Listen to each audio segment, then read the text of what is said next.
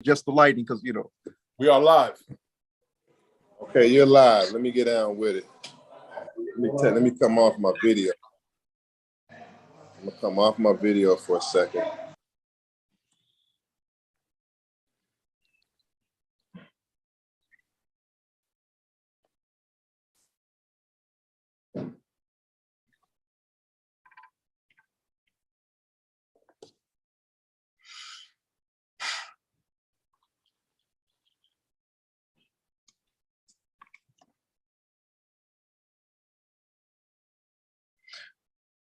Okay, we're still on live now, so we got to be careful. We don't want to have a Jesse Jackson moment.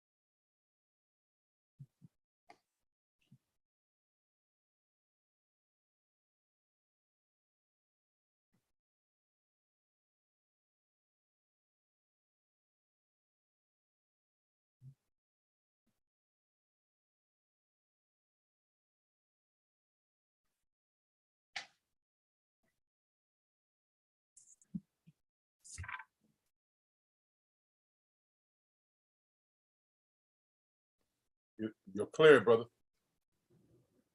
You told me to play it? You can go.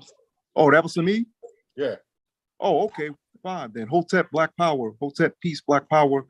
Assalamu alaikum, shalom, alafia, all Black laws for Black people. I'm Dashan Farad. Tonight, first of all, we'd like to welcome you to the New Black Panther Party's Black Panther Liberation School weekly Monday night class, in which we enlighten you, our community, the Black Nation, on all things related to the Black Nation.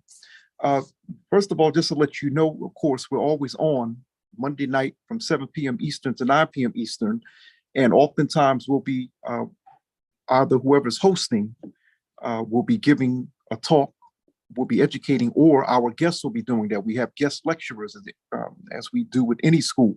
I would like to bring you greetings on behalf of the current chairman of the New Black Panther Party for Self-Defense, the attorney at war, Dr. Malik Zulu Shabazz. He is also the founder and the executive director of Black Lawyers for Justice. Both organizations are headquartered in Washington, D.C. And of course, you can go to Attorney Malik Zulu Shabazz's page for all sorts of legal advice. Tonight, we're going to be speaking with three people. Okay, in the first segment, we'll be speaking with Brother Ashanti, who represents the Fuel for Fire training. I don't want to call it an institute, but his organization. We're going to be discussing with him self-defense as well as weapons training, firearm laws in his state, in particular, New York. He resides in the New York City area.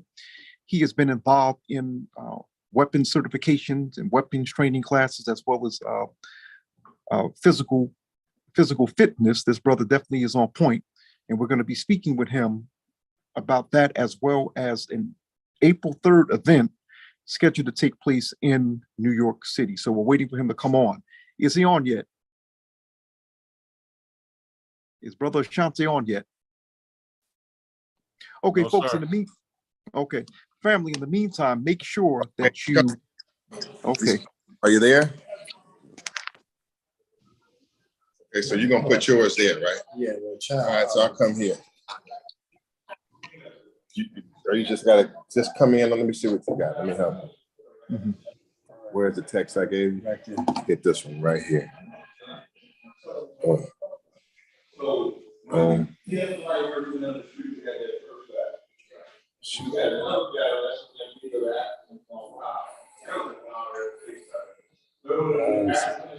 Should open you up. All right, Brother Farad. Let me get situated here.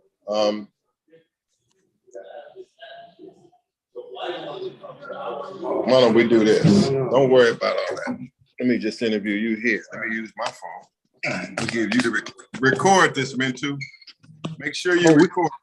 All this is being recorded, Attorney Jabaz. Trust me, all this is being recorded. We're already on air. All right, let me sit here with my brother. We're gonna do this together. Okay, and I'll just go back and forth. All right. Peace, brother. Peace. Good to see you, brother. Brother Shanti. Are we right side up? Are we right side up? You're right and exact. You're good. We can see Mintu, both. are we right side up? You're right and exact. Yes, sir. Okay, fine. Let me tell them to tone it down a little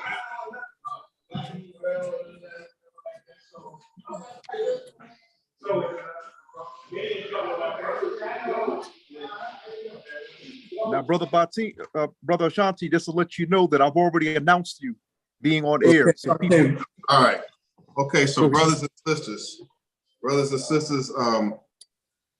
we're live in New York.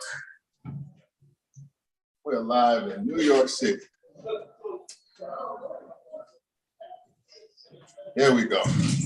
We're live in New York. And this is Survival and Defense Training Night. Live online, survival. Okay. That's you recording? Yeah. Okay, well, you hold yours to your face then. You all right? Okay, so we're live. Should turn the volume down. We're live. It's Defense and Survival Training Night here on Black Panther Liberation School. I'm in New York City right now. This is a very important night.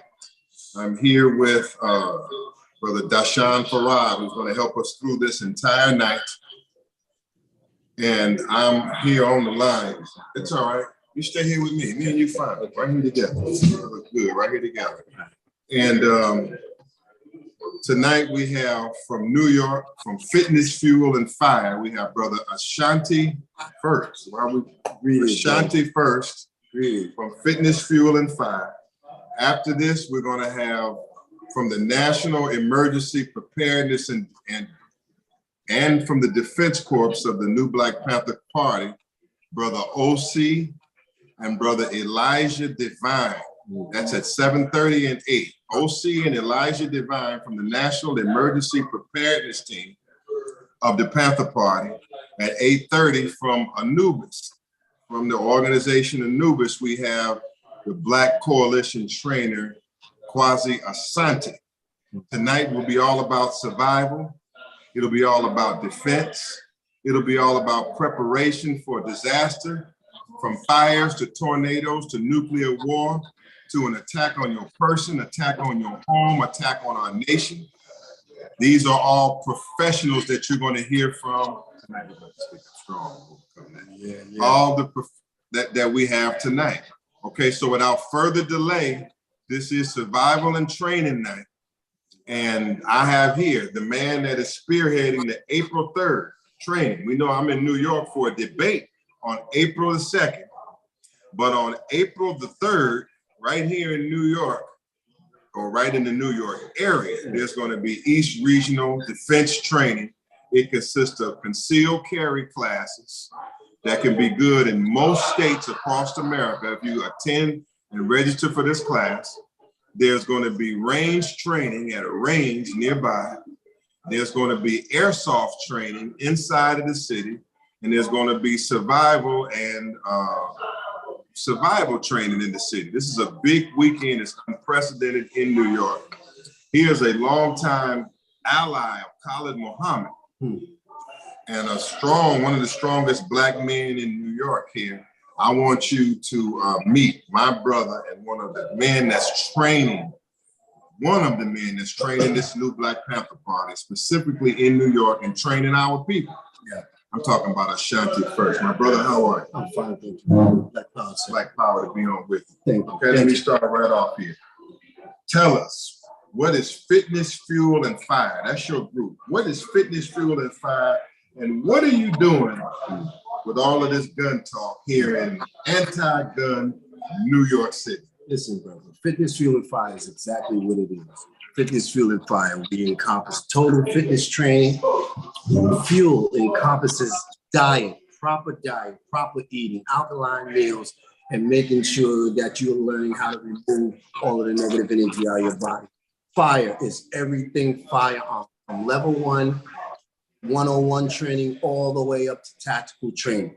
Unfortunately, most of the people are not familiar with firearms here in New York. So most of the time it's just really doing basic firearm training and getting people into the 101 level right now. So that's what we are doing right now. And we're trying to get our people armed up legally. And you may question, why would you need a license and so on and so forth? It's better than getting bopped over the head for carrying a firearm. So New York City, come on and get with me so we can discuss exactly how this is going to happen. Put the phone on mute, Farad, and so we don't have any outside noise. Okay, and then you'll be taking over for me at 7:30. Okay, let me ask you this, my brother. Go. Now, first of all, you yourself, you're looking good. I mean, seriously, I mean, you appear to be in good shape. Yes. And so how do you do it? How do you do it at an older age? How do you stay in such good shape at an older age? Well, first we're going to just say it's genetics first. We're going to go with that. But then that's applying the laws of good health. We have a lot of teachers, Dr. Africa, we have Dr. Sabi. They gave us the blueprint on how to eat and to live. We have Elijah Muhammad. He told us how to eat to live. So the blueprint is here, and all you have to do is just adhere to it and follow it. And one more thing, I'm a avid plant blood drinker. So if you don't understand what plant blood is, you need to go and do the research. For 24 years, drinking straight plant blood. Before the novice. That's kind of scary now. It's chlorophyll. Drinking any blood is scary now. Chlorophyll. It's called plant blood. Chlorophyll, liquid chlorophyll. All right. So we got that down now. I mean, but are you in the gym now? Because a lot of people that go by the right diets, they're not into the physical exercise. I'm a personal trainer, brother. So anybody in the community that wants to get in and wants to start a basic health regimen, I'm a personal trainer for over 20 plus years now. We do boxing, we do CrossFit, we do strength and conditioning. It's whatever you want to do. I just walk a humble path, but absolutely. If I wasn't here doing this interview, I'd be in the gym right now. So let me ask you this. So if you were to give a black man a weekly workout regimen, right, you would give him just a couple of weekly workout advices. Right. Advice. Right. What would you give? What would you tell the brothers right now? Drink water first. A lot of water. Drink a lot of water. It's good for your joints. But basic workout, just do basic calisthenics. If you haven't worked out in a long time, you just go do your basic workout, squats, use the chairs, use the different pieces of furniture in your home, just to start off light, brother, but do something. And in the firearm game, you need to understand something. If you're really about the firearm life, you would understand a firearm, when it's loaded with the magazine, is really, really heavy. And if you're carrying extra ammo, you are going to need to be in shape. So it is very, very important that fitness is a part of your survival game.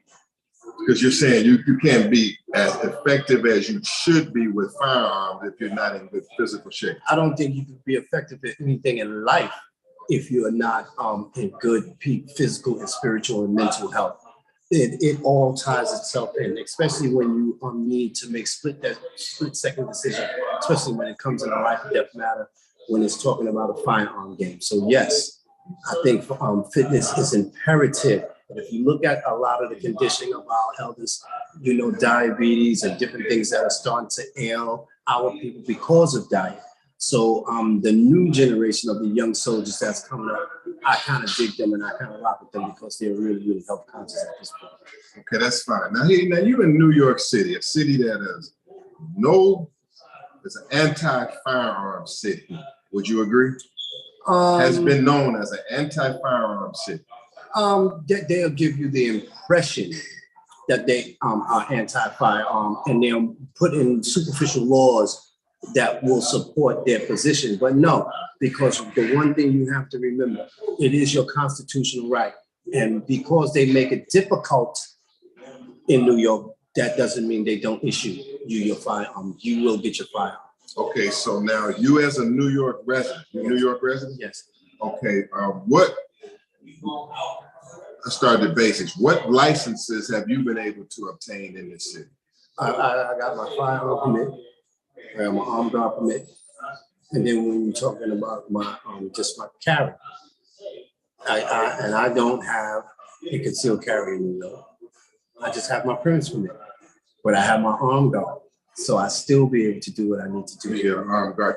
Armed guard allows you to do what? To carry concealed. Most of the time we work, but you know. Okay. You understand that. You got to be on duty and security company in the line of duty and all that. And that goes into another stream of income by having your on-premise permit here in New York City. Do you know by having your firearm permit, you can create 7 streams of income by just having your firearm permit here in New York City? 7 streams of You income? can create 7 streams of income. Okay, so hold 1 second. What my brother's saying is that these firearm permits, they're about defense. Right. We're going to talk further about that. But they're also, when you get training status, Yes. we'll talk about your training credentials. Yeah. You seem to say that getting your training credentials is a possible source of income. It Before we get to that, possible. let me ask you this. We know what licenses you have. Yes, sir. What are your training credentials? My training credentials, I'm prior military. So I've done 4 years Army military police. I've done 4 years in the United States Army military police.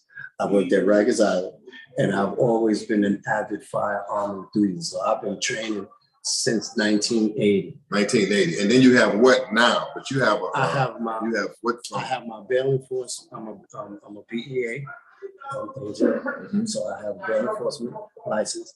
I have an armed guard in New York and Connecticut.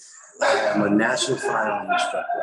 What is national firearm instructor? I'm a national firearm instructor. It's this. It's the NRA, and it's the National Firearm National Rifle Association. Their certifications are good in all 50 states. When you're certified by the NRA. Right. So this Now, document. is that bad? I know we get No.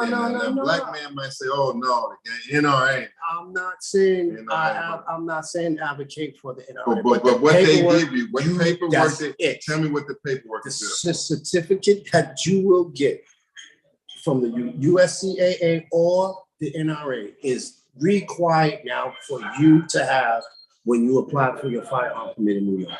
It will allow you to show that you have taken a basic pistol class. When you put your application in and you put that certificate with it and your paperwork is good, you get your paperwork, period. I've known people in New York City who have clean criminal backgrounds, clean, no problems with the law. And they filed for their firearm permit and they were denied. And the reason why they were denied is because they did not show that they took some kind of basic pistol operation class here in New York City.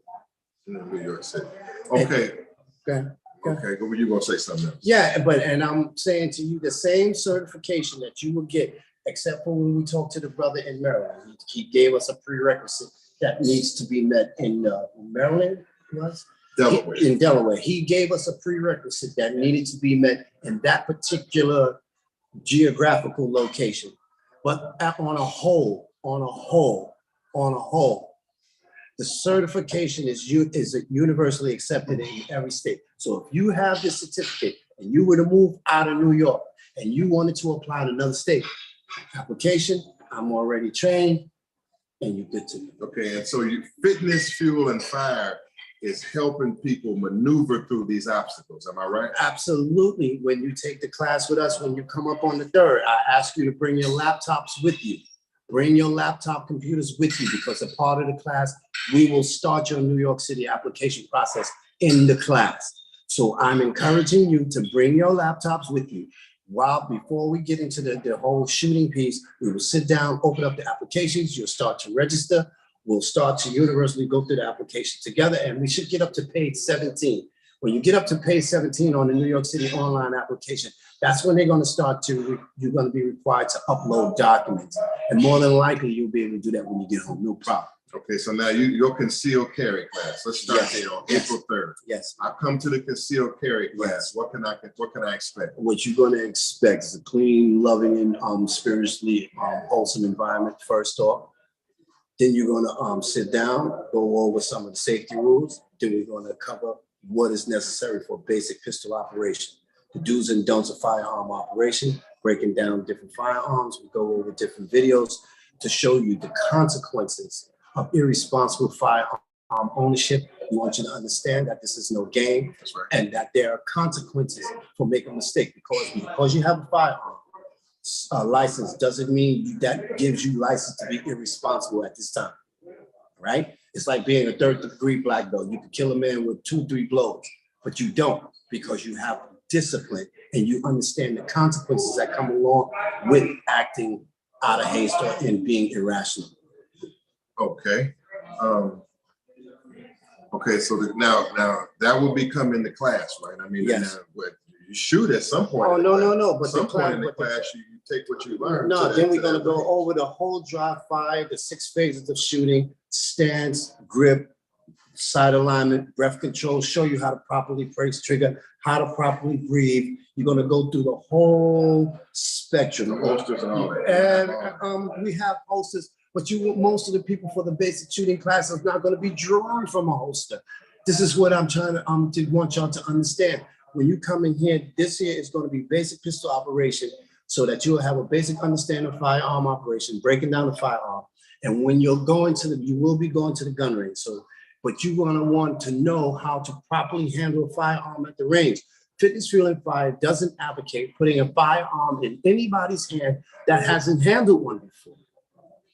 It just doesn't make sense, and it's not safe. I would not put a 9mm or a 22 caliber firearm in the hands of a child coming to the class that has never handled a firearm.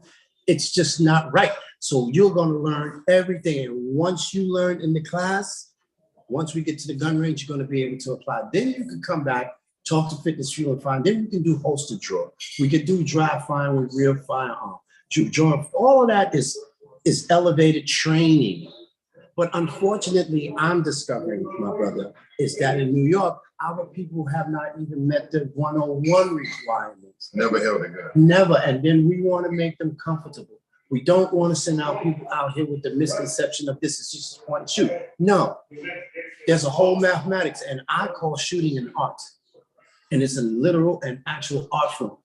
And there is truth to a person can't hit the broadside of a bomb, because if you don't understand sight alignment, and if you don't understand the laws of shooting, your aim and what it is you're trying to attack it won't be met. So yes, we want you to have basic understanding of the class, and then we do advanced and elevated training. But you have to understand that you must know how to properly handle a firearm. And I'll give a test, and I'll just do this. When you come to the gun class, I will put a replica of a firearm in your hand. And the way you grip the firearm, once I hand it to you, will tell me everything. Okay, fine. Okay, so now let me ask you this. This is New York City. Yes. Aren't you just kind of starting trouble here? Let's be honest. No. I mean, this is a city where we're trying to stop the spread of guns and gun violence. And this has been a terrible blight on our city. Mm-hmm. Police officers have been killed. Mm-hmm. And here you're in here talking about army people. Absolutely. And you got these flyers that are provocative. You have seems to be a minor holding a firearm. And you seem to be going against, right? You seem to be. This is what they say. Hey, man.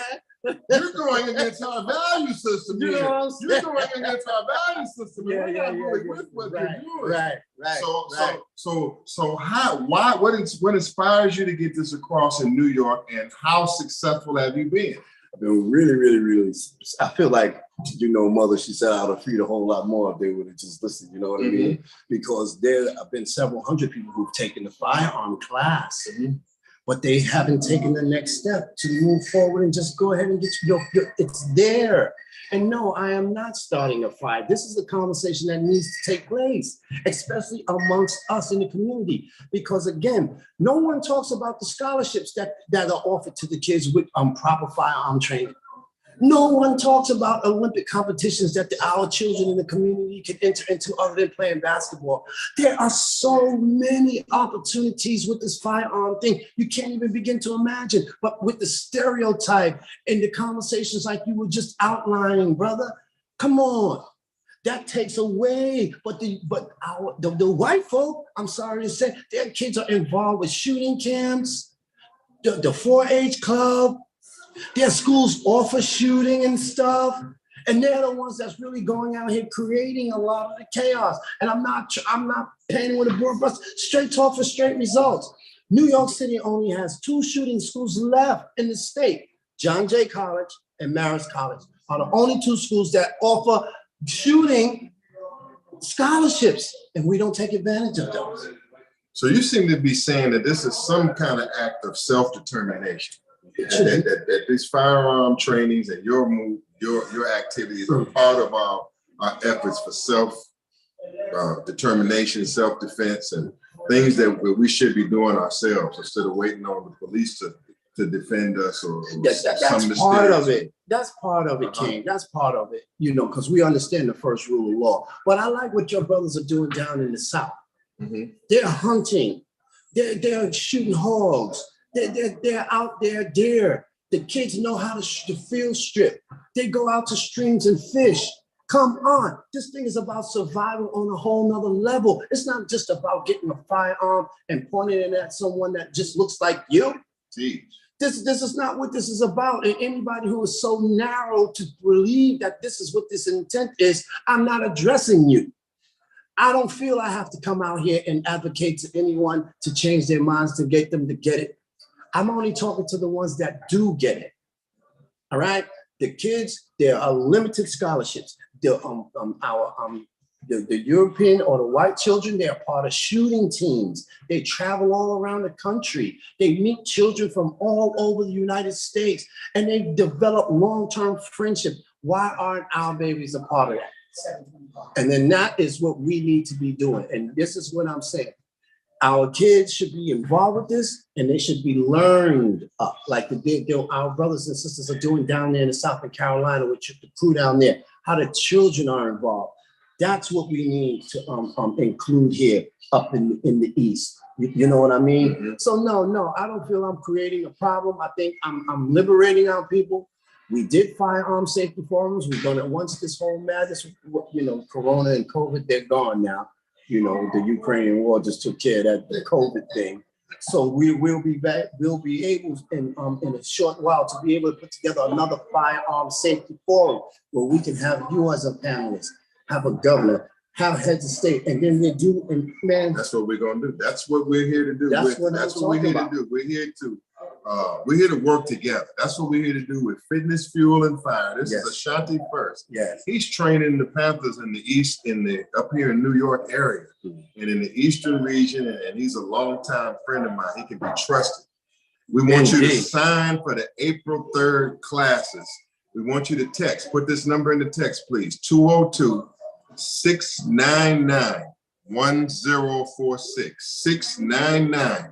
699-1046. So you can register for the April 3rd East Regional Defense and Survival Training Concealed Carry class right here.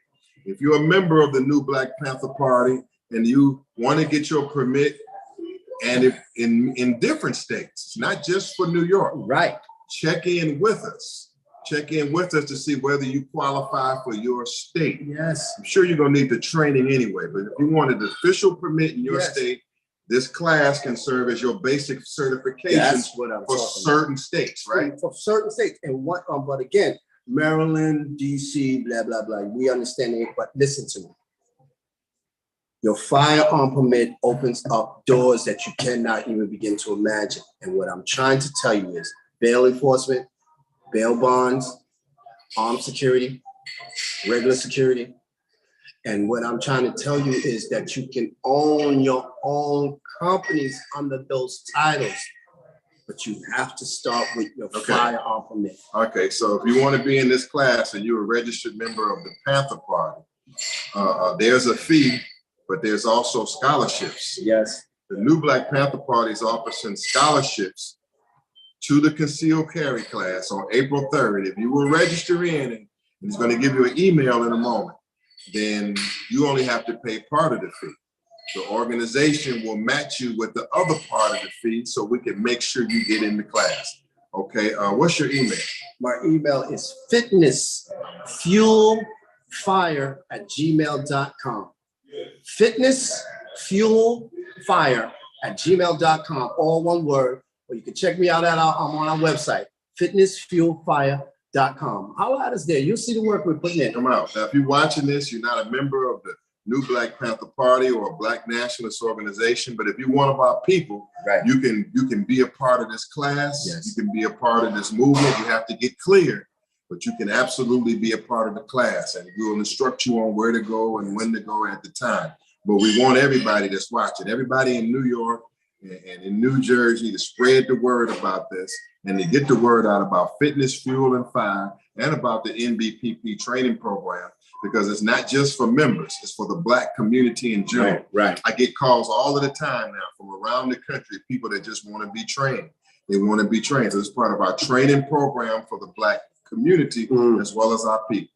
I'm gonna go out on a limb because I want you to understand that Fitness, Fuel, and Fire is a business, and I want 360 degrees of the business pie. There are a lot of members of our community that's Black, that's awake, but they have an alternative lifestyle. They're still members of our community. They're still welcome to come and train. Fitness, Fuel, and Fire doesn't turn away any brothers and sisters in our community that feels a need to put themselves and their family in a position to be able to protect themselves. So I'm a business model.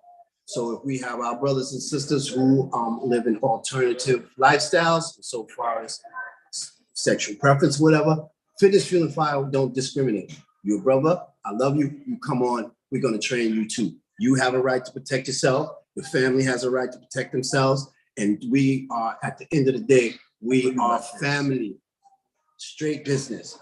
Come on, let's go. That's mighty noble of him. Gotta do it, brother. Okay, we're not going to debate on that. Gotta do it, man. That would be his policy. And that's mighty noble of him. Okay? Yes, He's I like trying that. to I help our appreciate people. that. That's mighty noble I like of him. that. That's his policy. But that's what we're saying is that Fitness, Fuel, and Fire is open to the masses. You text him on your phone. Okay. Fitness, Fuel, and Fire is open to the masses of Blacks in New York. Yes. We're trying to help him. He's a pioneer in the area. We want all of New York to hear, to know, to get involved, and that is our policy. We want to help him. Every community, Asian community, you come on and train. Latino, Latina, you come on and train with us. Come on, it's a business, and we are here to make. Yeah, I'm gonna come wrap it up and all that. in a minute. Yeah. You got? Man, we love y'all. We finishing in 1 second. Thank We you. finishing right now. Look, we finishing up here. Yeah. We got to get on with the rest of the program. We live in New York. This is the end. I'm coming right out there. This is the NBPP National Training and Survival Night on Black Panther Liberation School. This is one of our trainers. And now what I'm going to do here is turn it back over to headquarters, turn it back to the broadcast headquarters, and bring on Brother Dashawn Farad, because we have OC from the National Emergency Survival Team in Washington, D.C. coming on at 7:30, which is now. At 8 o'clock, we have Brother Elijah Divine from the National Emergency Survival Team of the New Black Panther Party, Washington, D.C., coming on the line.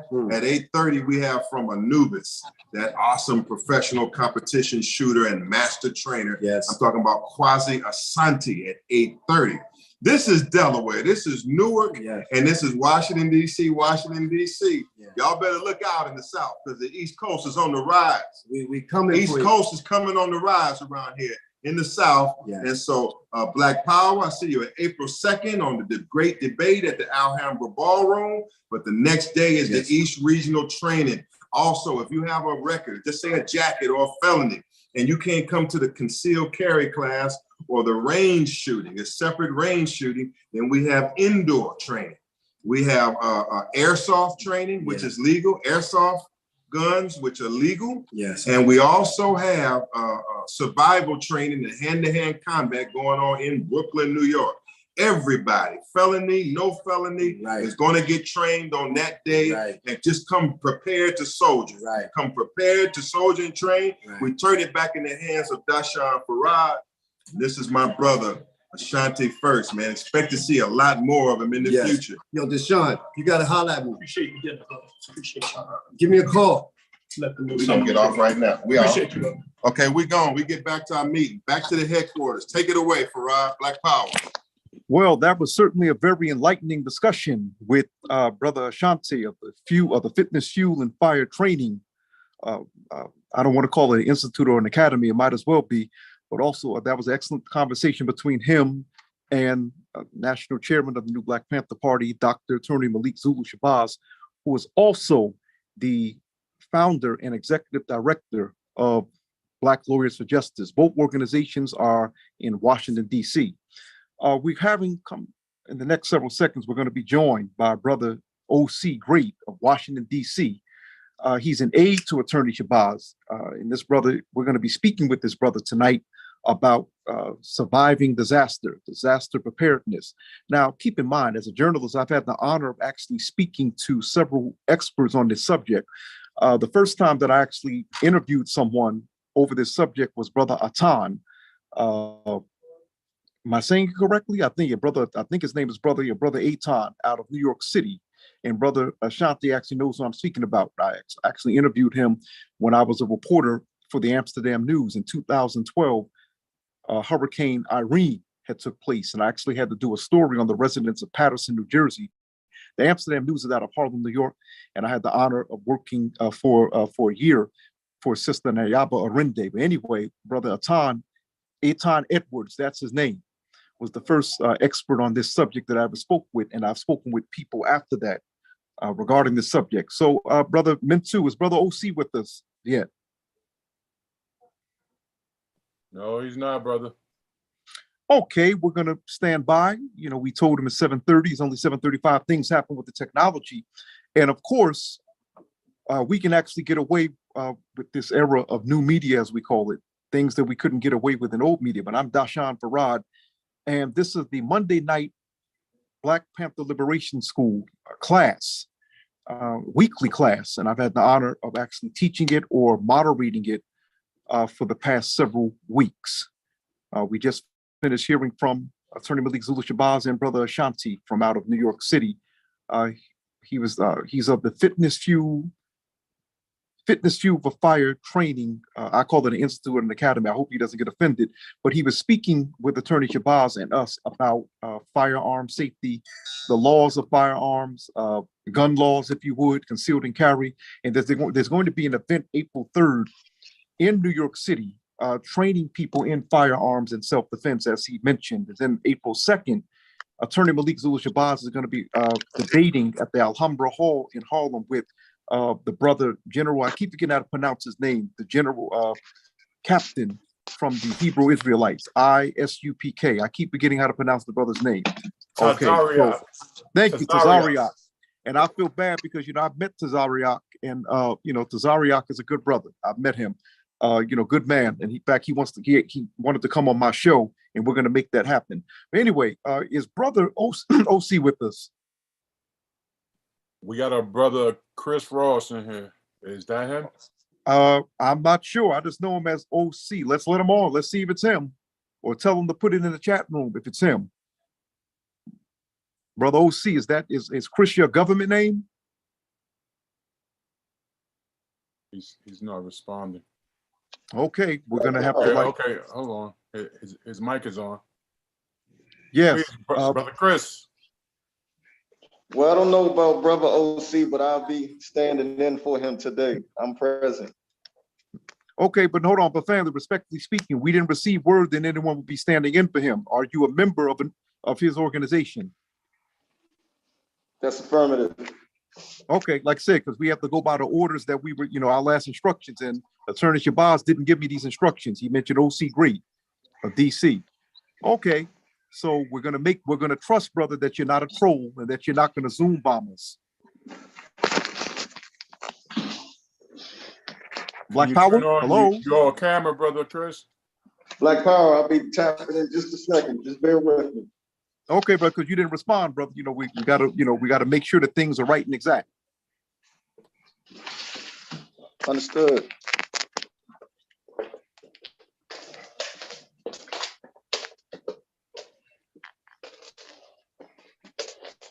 Okay. Let's see who else is on. Okay. Black Power.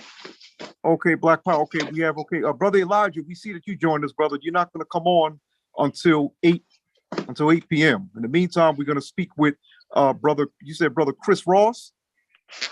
Yes, sir. Okay, Black Power family. Okay, brother, we're going to be speaking with you for maybe like a little over 20 minutes. Now, brother. Okay, brother Chris Ross, you might want to mute yourself because we're getting some feedback, brother. I appreciate it. Now, brother Chris Walls, just to, we want you to make sure that you're situated because the audience might, they might get distracted by the background noise. That's all we were requesting. So we're going to be speaking tonight with brother Chris Ross, who's standing in for OC Grade of DC. Brother OC is an aide to Attorney Malik Zula Shabazz. Now, brother Chris, what is your affiliation with the new Black Panther Party?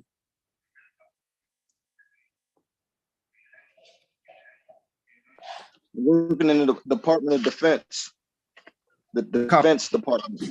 Okay, but you're also out of DC. That's affirmative. Okay, thank you very much. Okay, brother, we're gonna have this brief discussion with you tonight. Actually, we're gonna give you a few minutes, brother. Why is it important for the Black nation to study disaster survival? And I was even instructed to discuss nuclear war. What's your take on that, brother? Well, that's a simple question. That's important because if look at the example in Ukraine. All the people who did not prepare, life is going to be a lot harder for them right now. When disaster strikes, the time to prepare is no longer at hand. That time is over. So now is the time for preparation. Okay, so what measures are being taken to equip Black people to do this on the part of your organization?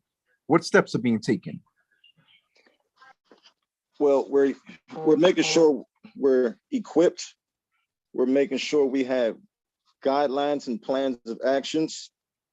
We are moving with the survivalist mindset because there's a difference between being a prepper and a survivalist.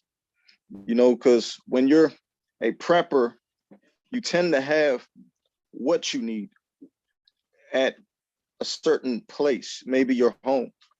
But when you're a survivalist, you're built to survive no matter where you are. You can leave your premise and make it no matter where you go. And that's how we want to be flexible because the flexible object is the one that doesn't break. Okay, now right before you came on, we were speaking with, Attorney Shabazz was speaking with Brother Ashante out of New York City. He has the Fitness Fuel for Fire training group. And on April 3rd, he was discussing how on April 3rd, he's going to be leading a certification class. Is the new Black Panther Party for self-defense, are you also offering something similar to that? Any classes? All the time. We have a coalition of certified trainers who we keep in rotation for classes. And that's to get our people, their DC, their Maryland, their Virginia, their Utah, whatever you're looking for, wherever you be in the United States, wherever you're at, coming from the DMV, because people from the DMV, we move around a lot. We travel and we want to be able to protect ourselves no matter where we're at. But DC and Maryland, they don't reciprocate. So we got to make sure we get those specifically. And then we get maybe the Utah or something else that reciprocates widely throughout the United States, to make sure we got good coverage throughout the whole country. Now, when you say the DMV doesn't reciprocate what? Let me rephrase that because I can't put the V in not reciprocate because DC and Maryland doesn't reciprocate. And that means basically when you get your carry permit in DC or Maryland, they don't recognize, it's not recognized in other states. and they don't recognize other states' carry license, which is probably why other states don't recognize our carry license, which is why we have to make sure we get all of those permits to legally carry and ride around with your stuff locked and loaded, ready to go on your person, you know. But we'll go over the details for different jurisdictions, in class. So what I would like to know from you, Brother Chris, and of course, I'm asking this question on behalf of our viewers, on behalf of those attending tonight's class. If a disaster were to take place right now in America, you mentioned Ukraine. If a situation like that or similar to it were to take place tonight in America, what would you recommend Black people do? Or are Black people even prepared to handle a disaster at this present moment? Well, we're not monolithic, so I don't want to say holistically, but what would the new Black Panther Party do? I'm saying, okay, what would the new Black Panther Party do then? I should say, from your perspective, people that, share the view of the new Black Panther Party. Well, we have protocols in place that we're going to engage in, and we're going to link up and, and do what we need to do for it depends on where the issue is, on how we need to move on the next steps. So it's like, unless we know what the specific issue is, that's not a question that I could just answer like a straight question. You know what I mean? It's kind of hypothetical. But one thing I can say is I got to echo what Fitness, Fuel, and Fire, our comrade, was saying as far as your health, your physical shape, all of that is very important. Like he mentioned how to eat to live. That's a great asset. Because one thing about a strong team, you're only as strong as your weakest link. So you want to make sure that you yourself are a strong link in the chain.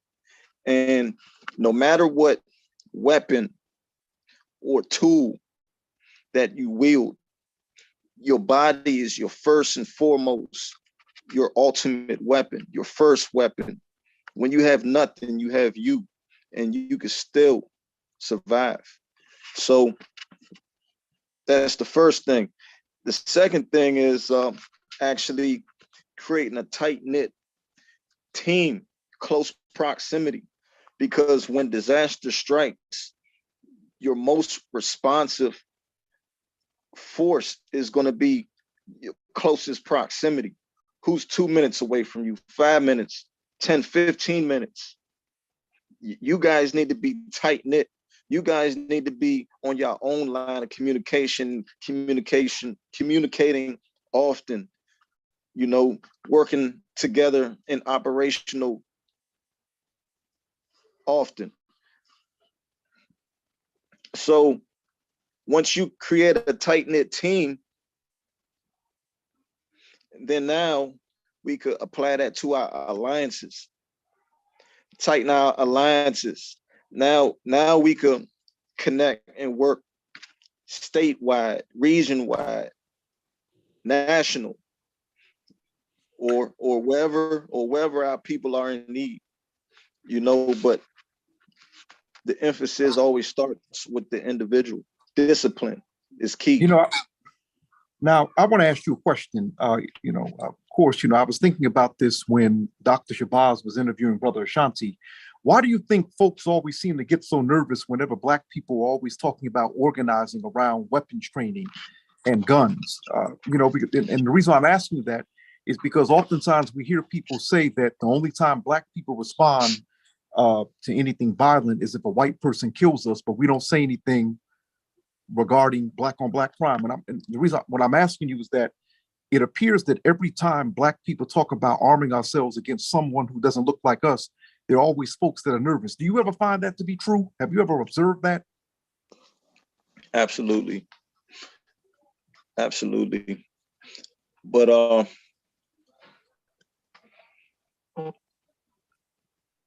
we gotta really be, how can I put this? We need to really focus on ourselves. You know what I mean?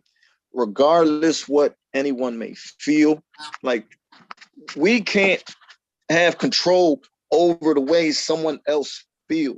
You know what I mean?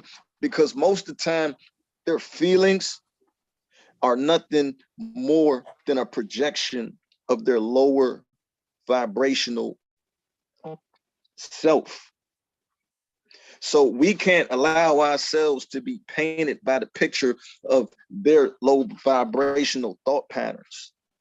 We just got to do what we do, regardless of, how they may feel about it. Because most of the times they really don't want to understand. They just want to project. So, I mean, I won't even allow myself to waste my time to even allow their feelings to get in the way of my actions. Okay, I was looking in the questions. As you know, we're going through Facebook. No one has any questions for this segment. In fact, they didn't have questions for the first segment regarding this. Okay, what are some words of wisdom as we get ready to conclude this segment? What are some words of wisdom that you have for our people in America and abroad? Instead of focusing so much on our differences, focus on the common denominators that put us on one accord. And those are the things we could tighten our alliances on.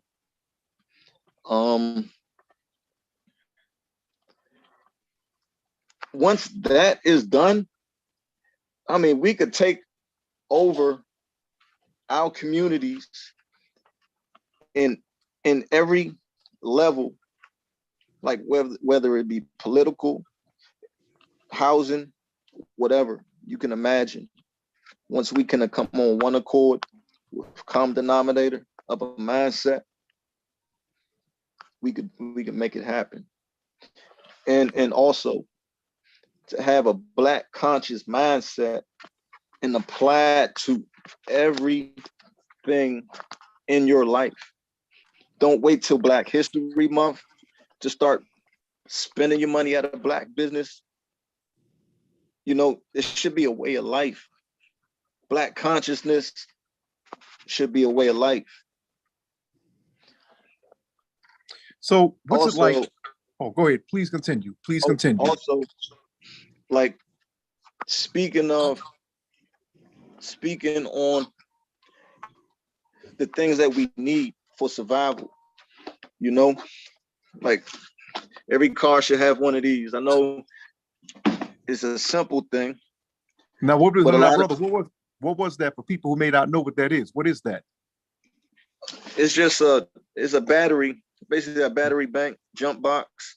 Mm-hmm. So it's a air compressor, with a jumper cables, a flashlight, USB charger, so if you got a car, you should have one of these in your car. It could be a lifesaver. But it's about prioritizing our spending. If we don't gotta have, like, I'd rather have some no name or some dogged out shoes, relatively speaking, because you need to have shoes that can carry your miles. So maybe a bad analogy, but I'd rather have proper gear rather than name brand clothes. Mm-hmm. So I take it then you recommend that people go to the survivalists or the camping stores, right? Or the military stores to get their real talk. Because like let's say shit hit the fan the day or tomorrow. You got to go. It's go time. You got to go with whatever you got on. So now when you look at yourself and what kind of gear you got on, is your gear going to help enable you to be tactically inclined for survival? If not, then maybe you should be buying something else, And plus, most of these brands that people out here sporting ain't even our names on it. So that goes back to the Black consciousness mindset. If it ain't our name on it, unless it's essential to survival, then that shouldn't be something we want rock. So this what And that I want to. and last point, and that kind of takes me back to group economics. After you prioritize your spending, that actually gives us more group economics circulating within our communities. Group economics is what enables us to make power moves. It's what enable. Come on, I give it up to all the militants out there right now, all the revolutionaries, I give it up to all of them. You know why? Because they are some of the most noble soldiers in the world. You got people, how many of these troops sign up for the money? How many troops sign up for college? They got so many incentives to get on the ground. But we got troops that fight for us out of their own expense. There's nothing but sacrifice. Who else doing it like that? Now, Brother Chris, speaking of that, brother, I'm glad you brought that up because, many people have actually credited the new Black Panther Party for being the premier grassroots organization or one of them. What's it like? I have to ask you this. Okay, this leads me into my next point. How did you come on board in the last we have 5 minutes left in this segment. How did you come on board with Attorney Shabazz? And what's it like working with him? I came on board with Attorney Shabazz. Well, I was introduced to Attorney Shabazz a long time ago, providing extra support, through the sharpshooters organization, just giving them some extra overwatch. But what really brought me and Attorney Shabazz together was just the level of work that he puts in. And that's what it's all about. It ain't about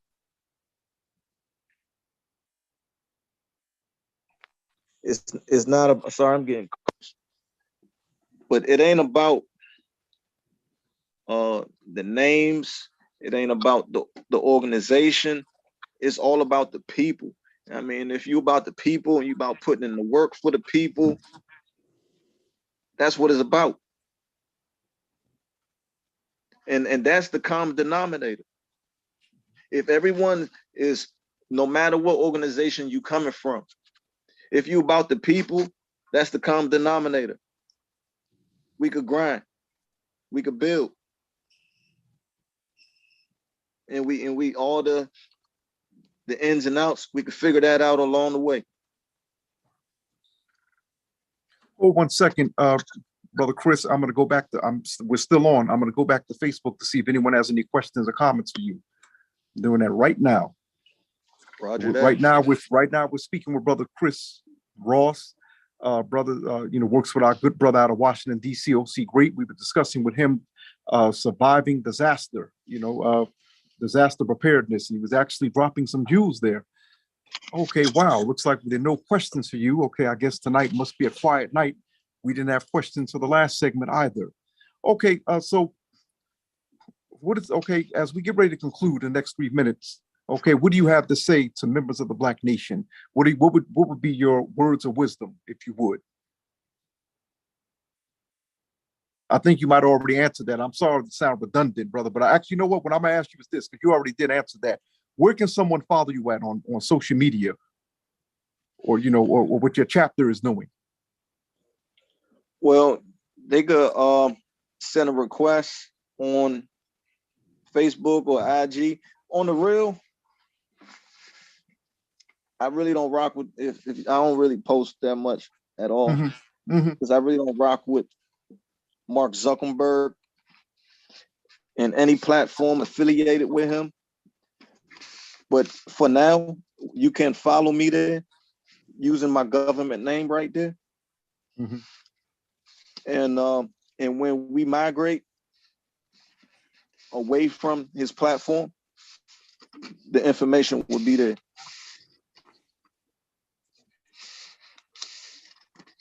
Well, we thank you very much, Brother Chris Ross, for joining us out of Washington, D.C. Brother, the discussion was definitely enlightening. And you were straight. A matter of fact, you didn't cut corners. You were just ABC 1, 2, 3, very simplistic. And that's only the tip of the iceberg. Tap in and see what it's all about. And that's to the people. Thank you. We thank you very much for joining us, brother. We wish you success. Black Power. Black Power. Okay, that was brother comrade Chris Rawls out of Washington, D.C. He works with our good brother OC Great out of D.C. We were discussing with him. For those of you who are just now tuning in or maybe watching this replay, he was discussing with us surviving disaster or disaster preparedness, which has actually been a major topic for several years amongst many of the Black, I should say, excuse me, for several decades by many of the Black nationalist organizations. The original Black Panther Party, they definitely were heavy into that. And of course, other formations since the destruction of the original Panther Party by COINTELPRO, various formations have carried on that tradition, that policy. The new Black Panther Party is not an exception to that, attempting to prepare Black people in the event of a disaster. And of course, we've had UNIA was discussing that before the Panther Party, Nation of Islam, Republic of New Africa. So right now, 8 p.m., and for the next half hour, we're going to be speaking with the Washington, D.C. chairman of the new Black Panther Party for Self-Defense, Brother Elijah Divine. I've known Elijah for a little while. And actually, Elijah, I was covering the Howard University protests. I was covering that last year. Brother Elijah Divine was one of several members of the new Black Panther Party who was providing security. In fact, I think that Brother Elijah was the head of security for the students, because it's sad to say that the administration were playing some dirty tricks. That's actually COINTELPRO language. They were playing dirty tricks on the student protesters. And something significant about the Howard University protests is that it was led primarily by Black women.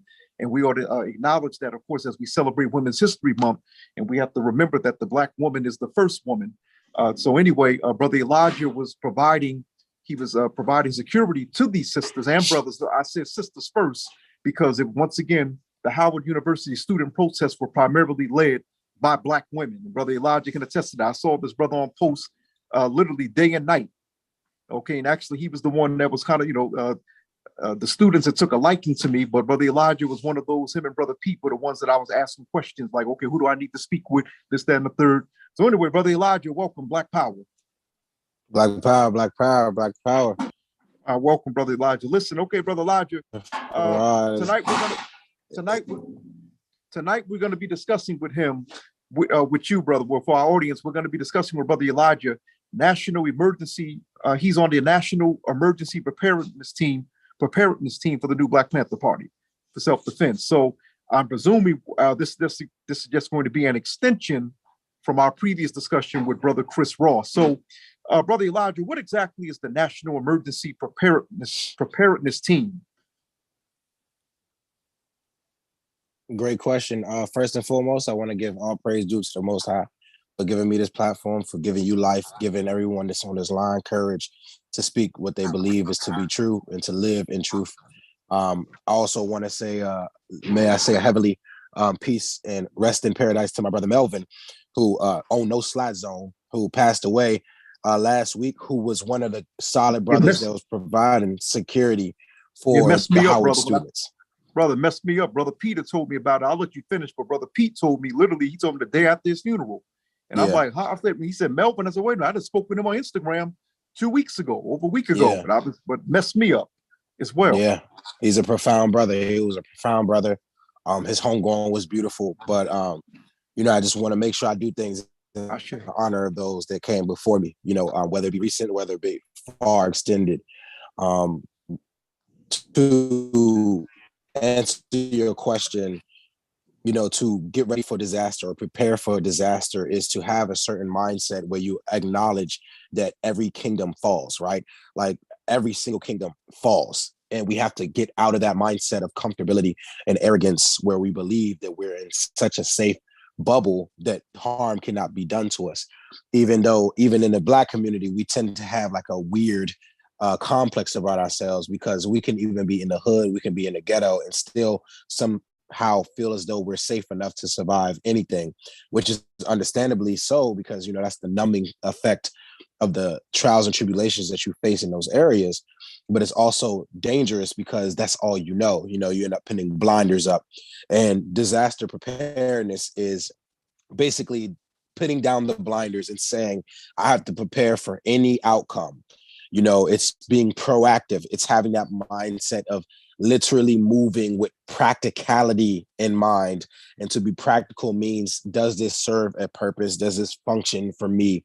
Does it function for my family? Does it function for those I love? Does it function for my neighbor? Does it function for those that I'm surrounding my life with? To be prepared means that you are actually actively working towards making sure that if your house was to crumble, right, where they call it shit hitting the fan, it don't got to be war. It could be a natural disaster, as we've seen so many times and times again. For example, one of the biggest ones that hit a Black community was Katrina. Everybody knows that. Everybody remembers it. Well, guess what? A lot of people were displaced because they had no type of preparedness for those type of circumstances. It's hard to even prepare for those circumstances. But to be prepared means that you expect the unexpected and that you try to dot all your I's and cross all your T's. Brother, sounds simple to me. But you know, I want to ask you a question, Brother Elijah. It seems that I think you touched on it as you were speaking. It appears that people of African descent, and those of us, whether we be new Black Panther members or just let our audience know, whether we be new Black Panther, UNIA, we're Pan-Africanists and we're Black nationalists. So when we say of African descent, we mean Black people, period. We don't just mean our brothers and sisters on the continent, Africa. So you know, we say African, right. Black, we use it interchangeably. That's for the audience. People of African descent, specifically African Americans or Africans in America, appear to be very naive when it comes to being at war. Okay, every time, say for example, a suspected white supremacy does something negative to Black people, or says something out of pocket about Black people, we appear to be quite surprised. Do you find that often, the naiveness that many of us have regarding racism and white supremacy? Yes, but to answer your question in a different way, in regards to how white people function, I don't believe that our people are shocked or naive towards that. I think they're more so responding in a way of, wow, this is still going on, you know, and I'm surprised to see it in my time. And it's like, goodness gracious, I didn't expect to ever see this in my face, because a lot of times we function in such numbness. And I say numb as in like we don't even feel the pain anymore, to the point where something actually shocks your system and be like, oh snap, this was biting me the entire time, or this was stabbing me the entire time.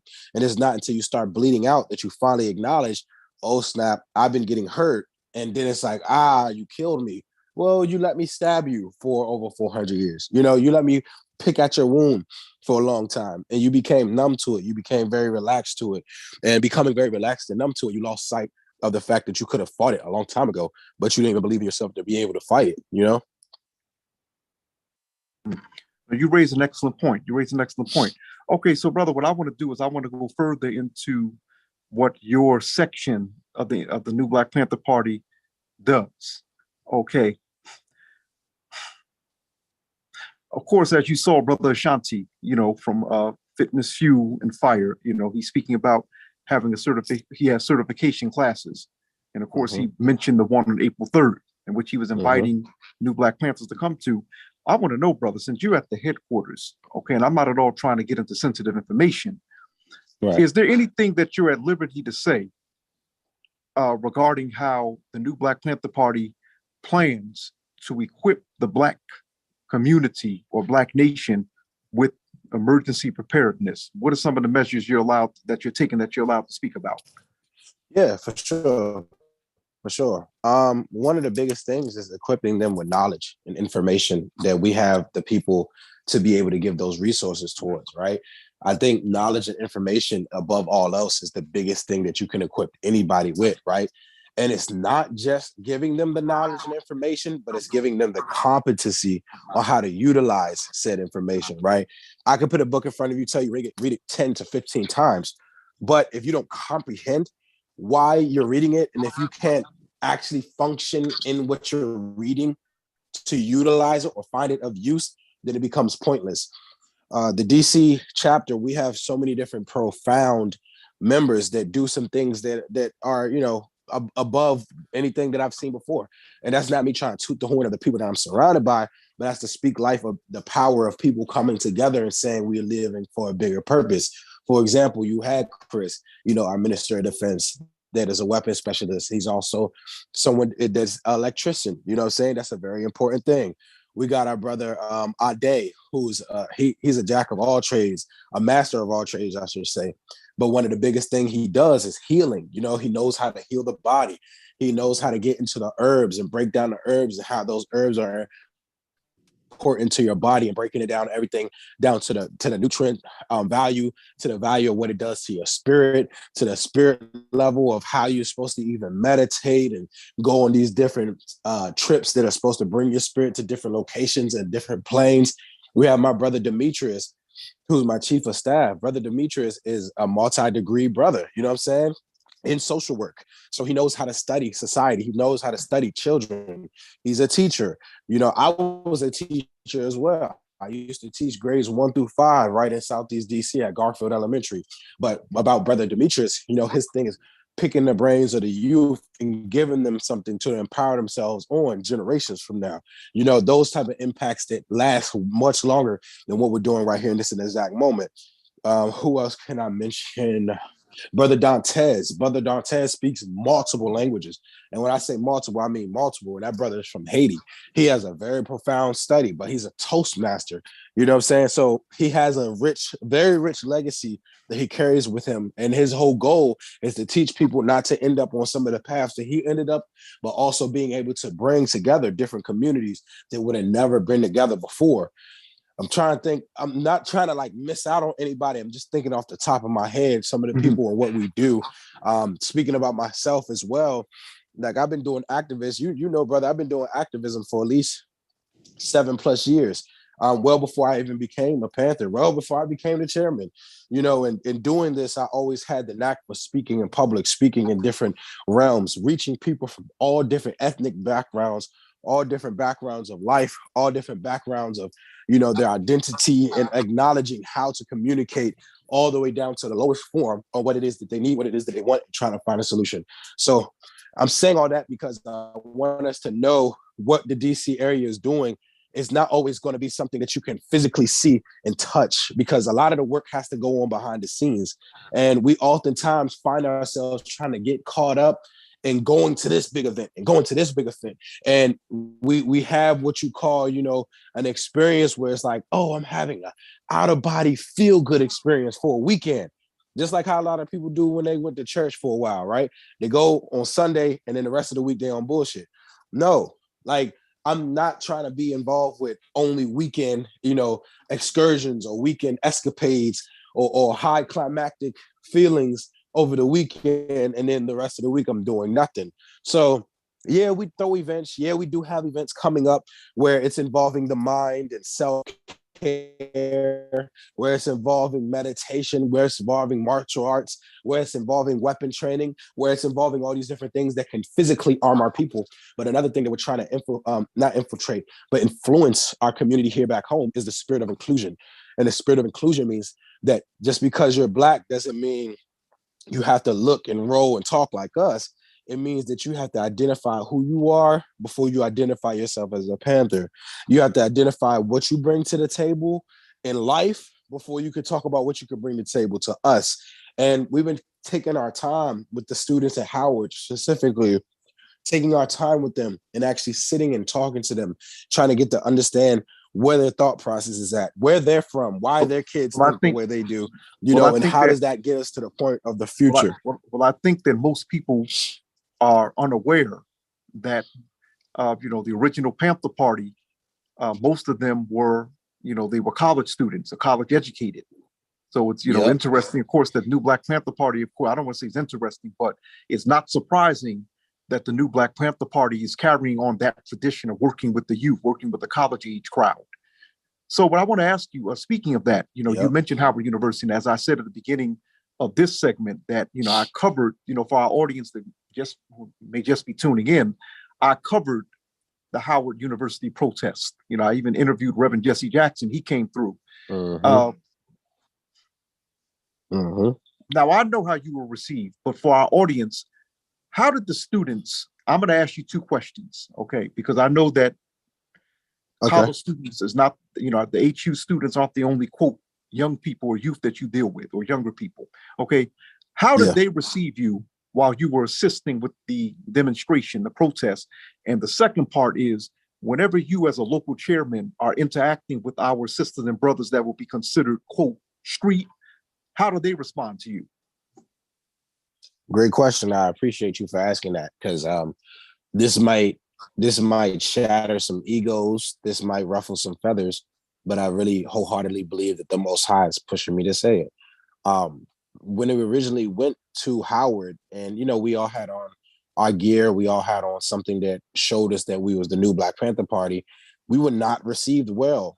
Our first initial move, okay, and I'm specifically speaking on after the emotional feeling. Like, many people get caught up in nostalgia, right? So when I say many people get caught up in nostalgia, when we first showed up on the campus, many of the students heard about the new Black Panther Party, and they hear that Black Panther Party part, and they're like, yeah, I get to see this. I get to witness this. Wow, history. Everybody throwing out the ashes, the arambes, and all that extra shit.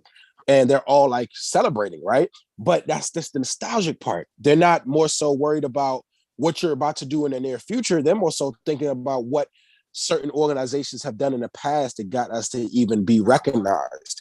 And I'm saying that because after that little brief moment that happened where we all showed up and all the cameras was on us and we announced that we was going to give their help, it was immediately, I want to say immediately, it was almost covertly discussed that they don't want us there, because they thought we was going to try to overshadow the presence of the young women leaders that you spoke of, and the young women organizations that were present, and even some of the other organizations that were present.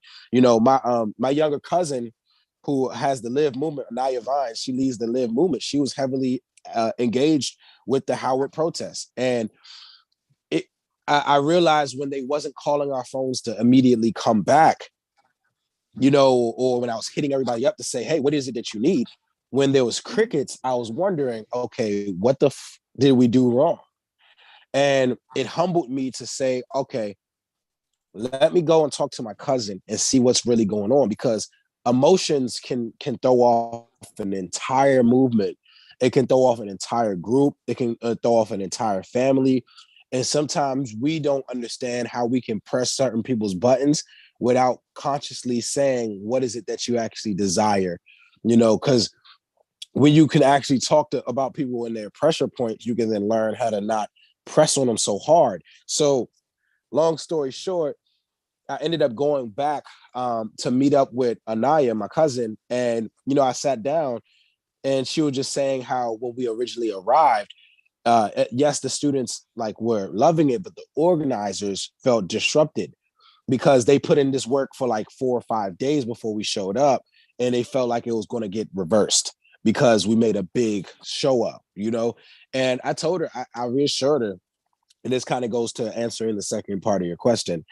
I reassured her that, hey, look, if you don't want me to wear my buttons, if you don't want me to wear my jackets, if you don't want me to come out in my boots, and BDUs, I can gladly do that, because that doesn't make me a Panther. I'm a Panther because I'm a Panther, and I'm a Panther because I know that the Panther is within me. But I want you to view me as human before you view me as a symbol. Same thing I'm going to do unto you. I said, this is not our opportunity to rise back to notoriety or our opportunity to say, yeah, we was there. No, this is our opportunity to show that we're there, show that we're present in this present, and this present is a present. show that we're actually present to make the change that we want to see in the near future, impact those people, not just for a day, but for 30 plus days. As you know, it went on for 30 days. And yeah, originally we was not received as well. Again, emotionally, they responded in a nostalgic form. But after the dust had settled and the fluff went away, a lot of them felt away. And it was a lot of reversing of that I had to do. I had to win their trust. I had to earn their trust. I had to become a man of the people truly by being of service. No one else knew that I was a Panther until we had a conversation about it. No one knew about my ideologies, my belief systems until we had a conversation about it. And this is one quote that I always live by. And this is what I utilize as I go out into the community and reach different groups and different people and different functions. I always say there's 6 degrees of separation between all of us, right? I don't give a damn about your history. I don't care about your past. I don't care about who you had beef with. I'm not saying we should ignore it. Yeah, we should never ignore it. But show me who you are now. Move how you're going to move now, because your words can mean nothing. Show me your actions. If you show me your actions, then I can see what is actually separating us or what is bringing us together. And it's 6 degrees of separation. Okay, so no, Elijah, you saying that very interesting, of course, and once again, you're obviously following that Panther tradition of keeping it real, keeping it 100. What I wanted to know is this here now.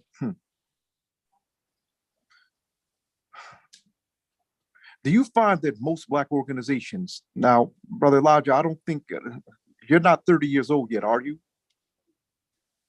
There's a reason I'm asking. No, you. I'm not. No. Okay, no. The reason I'm saying this, brother, I'm 44 I'm years old. I'm 44, but I remember when I was 25, 26, 27, 28 years old, when I was in the new Black Panther Party, I noticed, in fact, Attorney Shabazz and I would oftentimes speak about this, that many of our Black organizations, including the nationalist ones, have a problem with, I have to say this respectfully, with elders not wanting to pass the baton. Mm-hmm. Okay. Do you still find that to be the case? For sure. Okay. When I was around your age, I noticed that. And what I noticed, brother, at that time, when I was 27, 28 years old, when I was in the new Black Panther Party, I was Attorney Shabazz's national assistant. Okay. And I noticed that the two main organizations that had a national audience with young people were the new Black Panther Party, as did the original Panther Party, and the Nation of Islam under the Honorable Minister Louis Farrakhan. I noticed that, but it appeared that most of our organizations, whether they be civil rights, whether they be nationalists, African-centered, the conscious ones, oftentimes, they have a problem with not wanting to, pass the baton on. What do you think that's about? You think that's ego? What do you think that's about? And I want to say what I had to say very clearly, because I say it in every room I go to, right? Mm-hmm. The Most High is going to use you how you're designed to be used. I always say we're divine by design for a reason. And sometimes to get to that divinity, you have to humble your flesh and actually listen to what your spirit is telling you. But we're so caught up and oftentimes functioning in the flesh and feeding our flesh that we don't even know when the spirit is telling you it's not time to back away. It's time to pass on what you know and raise yourself to a whole nother level. See, we often think when we get out of the limelight on some specific subject or some specific allotted time or specialty, things of that nature, we think that means we're losing a part of ourselves. You see it all the time with, and brother, you can attest to this. You see this all the time with like fraternities and sorority members that are like aged out.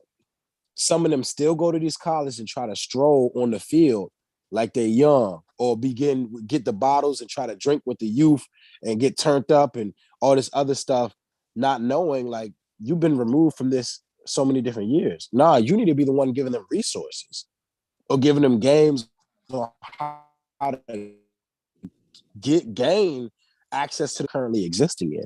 You need to be teaching them this, down the third, right? And I'm not saying that they don't, but the balance is not there, right? So with one thing I noticed with Attorney Shabazz is that he intimately took me under his wing, and not immediately took me under his wing, but intimately took me under his wing, meaning he watched me grow for a few years before I actually was given the opportunity to become chairman. It would give me little tasks here and there, but these tasks weren't like assignments. These tasks were to see where I was being groomed because I got groomed before him. Baba Raymond Shorter, Bowie State, in the original organization I was part of called Black Male Gender helped groom me to be the man I am. And part of that process, I just learned that oftentimes people have too much pride and too much ego to let go of that torch, but because they believe if they let go of the torch, it will not only fall to the ground, but because their hand will not be strong enough to carry on anything else. For example, you got NBA players like LeBron James, right? Still going hard at like 37 years old. And you got a lot of NBA players like Steve Nash, for example, that played along the same time as LeBron James that has become a coach. You get what I'm saying? He's still impacting the game, but he's impacting the game in a whole different position. We got to acknowledge LeBron, basketball example, but everyone can't go the long distance of still holding a position in a high degree and still be able to have certain recognition. So sometimes you have to look yourself in the mirror and say, is it my time? Is it my time to go past this torch and groom somebody to come into my place? Is it my time to groom an entire community? Is it my time to give up some resources to make sure this funding happens like Harry Belafonte did for the civil rights movement that a lot of people didn't know about till later down the road? Is it my time to make sure that such and such happens and I am a true gatekeeper as I say that I want to be? And oftentimes I'll never forget it was when we went to Dallas and I posed the question because Malik was letting everybody know, like, I'm his mentee. I'm his next up. He was letting it be known, I am the next youth. And this was in the middle. You remember, this was Halloween last year in the middle of the Howard protest. I left post to be a part of what happened in Dallas. And I loved what happened there because I learned a lot, but I also believe that I taught some. And I believe it was needed for me to see and needed for me to say as well what I said in the room after Malika introduced me. And he had asked me the question. He asked me, how do you captivate the youth? How do you get the youth involved? Well, it's not just because I'm 25. He also asked, like, how do you get the youth involved? How do you get people engaged? How do you get the next generation involved? And I said, okay, let's do this. How many people in this room are 25 and younger? Mm-hmm. And guess what? It was only two hands that went up. My hand and somebody else in the audience. And there's probably at least 70 to 80 people in that room. And I said exactly what I said right after that moment. I said, this is exactly how you don't do it, right? Everyone's always stroking each other's ego and trying to prove a point to each other when it's like, bruh, y'all already reached the mountaintop. You get what I'm saying? Like, acknowledge there's a certain level and then stop trying to be so philosophical about everything that you say. These kids need to hear the simplest shit because guess what? Oftentimes they're working in simplicity. You don't got to say everything in such a profound way just to make yourself sound better. No, sometimes you just got to straight up tell it like it is. And when I say tell it like it is, just straight up say it in the language that they will comprehend. And then you'll start bringing more people in. Well, I heard brother, yes, Chris mention, Facebook. Mm-hmm. Oh, go ahead, brother. Go ahead. I was going to say, brother, in the tradition of, the immortal I heard brother. I said in the tradition of the immortal Dr. Khalid Abdul Muhammad, brother, former national chairman, Black Power general, brother. That's how he was, as, quote, educated as he was. I would say as formally educated as he was known for the cut and dry. That's what he was known for. But go ahead. Yeah. Yeah. I had heard brother Chris say earlier about, Facebook and, you can't trust those outlets. You can't trust those sources and you can't trust those platforms. I completely agree. But he also then said, well, in the meantime, I am going to utilize it, and I don't believe enough of us that are in your age group or beyond are actually saying that they're going to utilize those platforms that are reaching the youth to then reach the youth.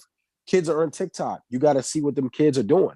Kids are on YouTube, they're on Twitter, they're on these different platforms. See what they're doing, learn their ways. You don't got to be just like them, you don't got to act like them, but you got to learn their ways and learn how to communicate to them properly. I'm currently working on my own streaming service right now. It's expensive, you know, it takes time, but guess what? I'm working on it so that we can't keep having excuses as to saying, well, we can't trust this platform because such and such and such and such. We can't do this because such and such and such and such. We can't do this. It's a lot of can'ts and not solutions to the can'ts. And part of that is the reason why there's a disconnect, because like our youth is tired of hearing a bunch of banter. They want to actually see results. They want to see you do something, not what you've done in the past, but what you can do now to this new generation. Well, Brother Elijah, we thank you. Listen, family, to those of you who are just now tuning into tonight's Black Panther Liberation School, this is the weekly Monday night class that we have. We've been speaking with the chairman of the DC chapter of the New Black Panther Party for Self-Defense, Brother Elijah Divine. We were discussing with him national emergency preparedness, and everything that he's discussed since the beginning of this segment has actually fallen under that category. As I said, you know, I've known Brother Elijah for a little while, but, you know, I saw him all last semester at Howard University as I was covering the student protest, and he was helping to provide security. You know, he was the security point man, you could say, but also he was giving them instructions and organizing. Brother Elijah, thank you very much for joining us. We're going to be speaking now with Brother Kwasi Asante of Anubis. Of course, Brother Elijah, you're welcome to stay on, dear brother. You know, this is our last segment. Thank you very much. Black Power is Brother Kwasi Asante with us of the Anubis organization. What's going on, Farad? It's Kwasi. It's all right. Kwasi, I'm sorry, brother. What's going on, Kwasi? How you doing? What's up, Elijah? Listen, brother, listen. The reason why I pronounced it that way, brother, is because the way I'm not going to, whoever texted to me, they sent it to me KWESI. Ah, got you. And I know people, you know, with Kwasi, I know people who spell it that way too. Yeah. I got you. Okay, so first of all, Brother Hotep, Black Power, welcome. Black Power, appreciate you. You know, you're appreciated. First of all, please tell us what exactly, you know, this is for our audience, okay, brother? When I saw that Anubis, I had to say, Hotep, you know, I'm a member of ASCAC, the Association for the Study of Classical African Civilization. And, you know, we know what Anubis is, but for people who don't know, what is your organization and why did you name it that? So Anubis is not my organization. I joined Anubis. So it's not my organization. I think that, yeah, it wouldn't be for me to explain why it was created or why, or, you know, where it derived from. That would be, So I'm going to ask, okay, fine. What exactly is Anubis, your organization? What do you all do? That's what I have to ask you then. So the aspirations is for us to be more of a team where not necessarily we do the marches, but more of the security perimeter around marches. I know that they do a lot of like rescues for spousal domestic violence and things like that. They do, feed the homeless. So you're like a community service intervention organization. Yes, I guess that's what it would be. Yep. Yeah, that's what that reminds me of. But tonight, to our brothers and sisters who are tuned in, we're going to be speaking with our brother Kwasi, right? I said it correctly. Kwasi. I'm sorry, brother. It's all right. It's all right, brother. Kwasi Asante. Yeah. About the importance of training in the Black nation. Now, brother, why is this so important? This whole class has been dedicated to, self-defense, disaster preparedness, nuclear war. Why is it important for Black folk to be trained in survival? What's that about? So, from the outside in, so I can speak from the outside perspective coming in as a firearms instructor on the outside. When I say outside, I wasn't part of like the Black liberation movement per se. I wasn't part of any organization, right? So on the outside looking in, you look at, not even the outside, you look at in history, right? We've always promoted, to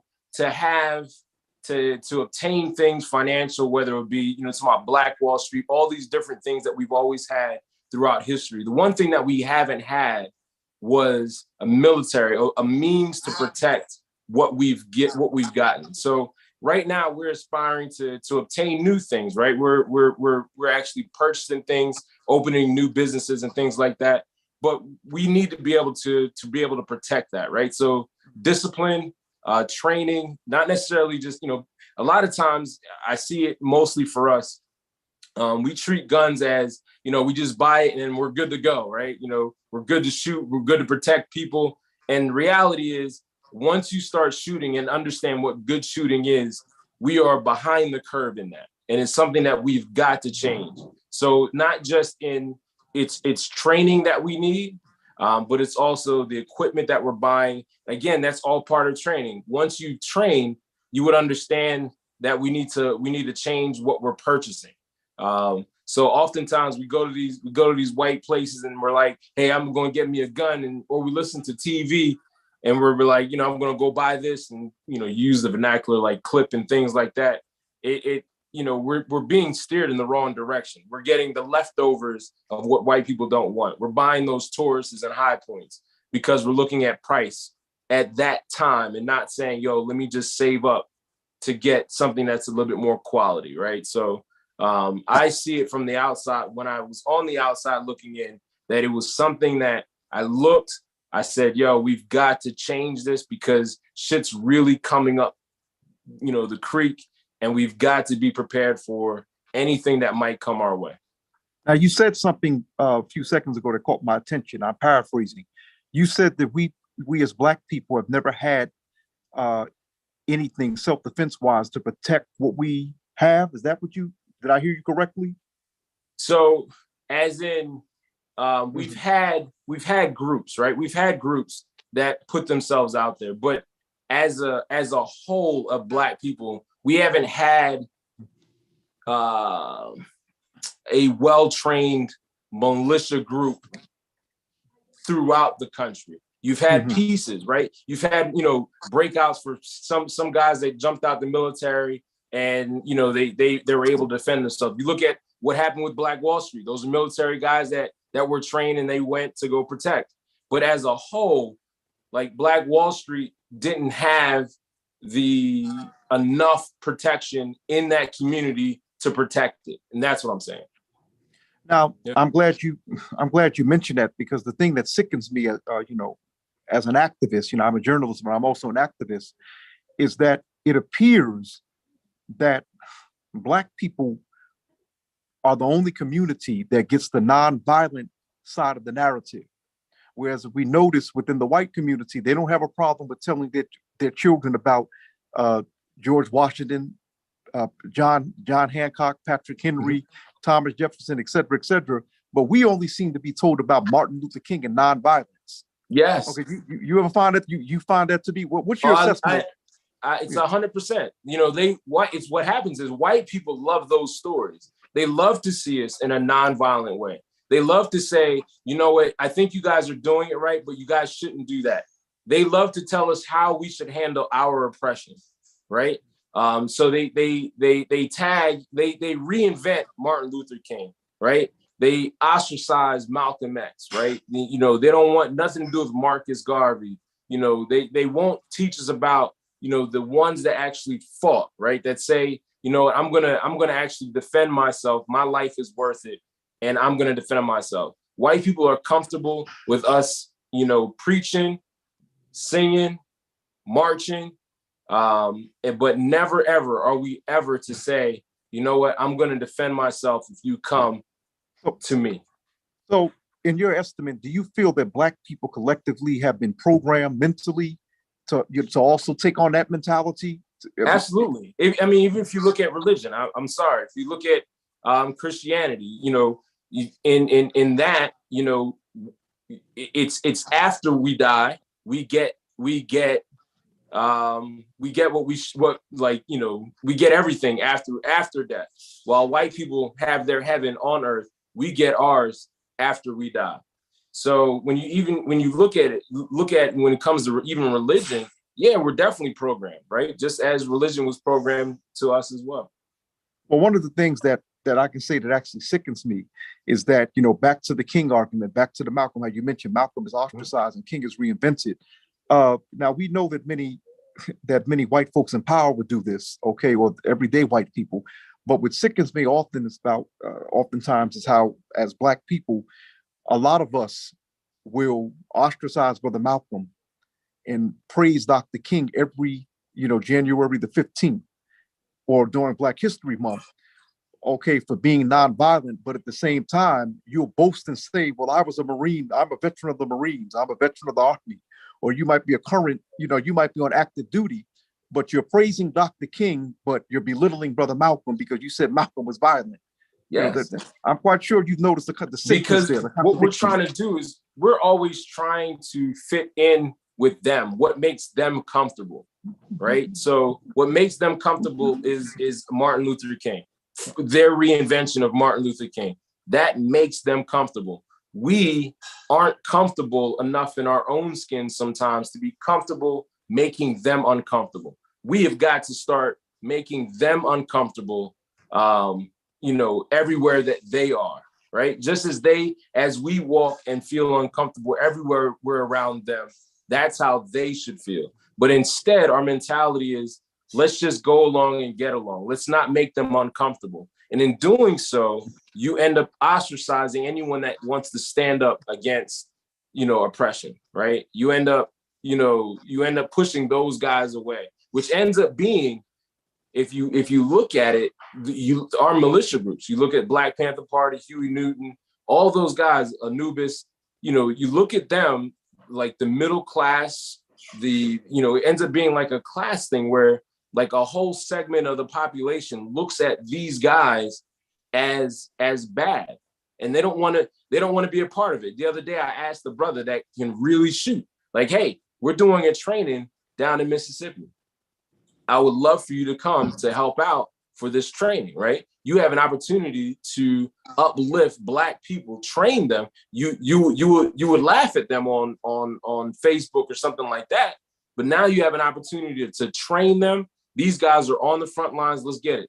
And his words to me was, I just stay in my lane. I love everything that you're doing. I love, the Black Panther Party. I love, all that stuff. But you know what? I just stay in my lane. So what are you good for? My thing is, what are you good for? You know how to use this weapon. You can train, but you don't want to pass that on, and you're completely separating yourself from this group. But if shit hits the fan, those groups are the ones that are going to be supporting you. But yeah. Now we're past a year since Trump left the White House. And as we can see, he's developed even before getting elected, he became a cult of personality. And we don't just live in America now. People call this Trump's America, or the era of Trumpism. Okay. Do you feel, in terms of what you're talking about, the importance of Black people training militaristically, do you feel that Trump is a benefit to Black America in that respect? Oh, fuck. Let me tell you. I need Trump back. I want Trump for overt racism is the only thing that makes Black people move. Covert racism, we get all fucked up in the mouth.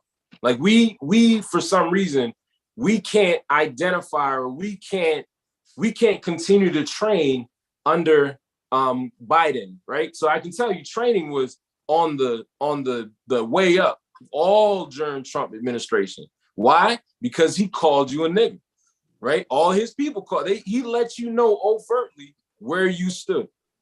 But then as soon as Biden takes office, or Clinton takes office, then Black people go back into Obama. I just want to get along, right? Especially with Obama. I would say definitely with Obama. Oh yeah. If you want to oppress Black people, put a Black person in that spot, and you can do more damage to us with a white supremacy in a Black face. You can do way more damage to us than if you were to put a Donald Trump in office. Donald Trump in office all those years, I've never seen Black people come together so much. And it's not because of anything that he's doing other than he inspired, a shit ton of white people to be overt. Wait a minute. So you think that he unified our community more so than Obama? Oh, hell yeah. And you know what I'm saying? In revolution, in moving us to a direction of coming together, independent of white people? Hell yeah. Because we keep having our mentality that in order for us to be successful is that we have to integrate, we have to include, we have to do all these things with white people in order to be successful. And during the Trump administration, you saw that mentality, all those things were coming apart. Black people were uniting in the school systems. I was watching it happen all 4 years that motherfucker was president. I was seeing Black people understand how we needed to maintain our independence from white people. That segments like us integrating was a mistake. It was the first time you would hear people openly talk about it. Black people talk about it all the time. Integration was the worst thing that ever happened to us, right? Because our money then now started going into white institutions versus our money staying in our own circulation, right? And it was the first time that I had seen as a group of people, Black people come together. Give me Trump again. If you want to see Black, not because I think he's going to make it better, because our mentality needs to change and how we integrate or how we move in this system of white supremacy. And overt racism moves Black people.